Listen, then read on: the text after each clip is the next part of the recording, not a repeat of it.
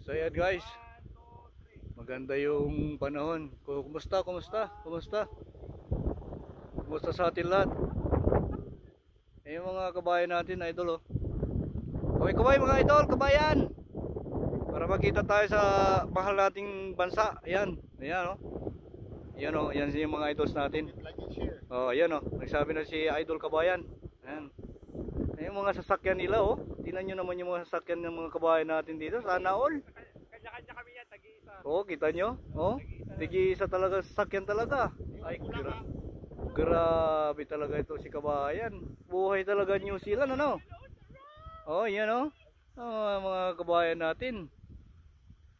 Kumusta ang buhay New Zealand mga idol? Yan oh. Oh. Talagang busy-busy mga idol natin, kabayan natin dito. Ayan oh. Kanya-kanyang mga sasakyan eh. Oh. Ayan mga kabayan natin. Ayan oh. Oh. Enjoy kasi weekend eh. Kaya ayan oh.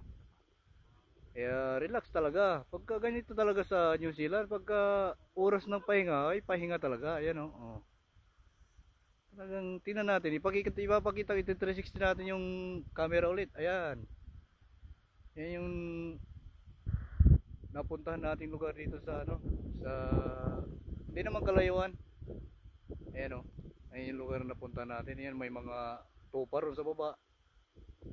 Ayan mga idols. Ayan oh. Ayan mayroon dong ano, mayroon dong nagmamay-ari ng tupa andyan. Sa baba. Ayan sila. Ayan oh.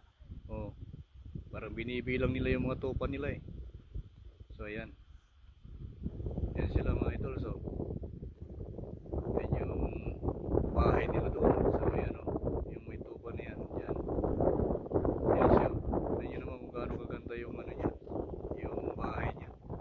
Tapos sa gilid niya dagat. Tapos dyan lang yung ano farm nila. Ayan o. Tupa kambing. Ayan. Ayan. Ayan sila. Ayan mga idol. So ayan. Ayan pamumuhay dito sa New Zealand pagdating sa holiday weekend. Ayan. Enjoy lang. So salamat mga idol sa suporta. At lalo pang suporta sa ginagawa nating mga content natin ano. Sa pagiging artista natin.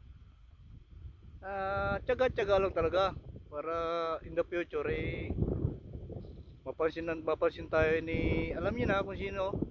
Kaya yan, sipag at tiyaga lang. So salamat at mabuhay tayo lahat and have a good day. Thank you.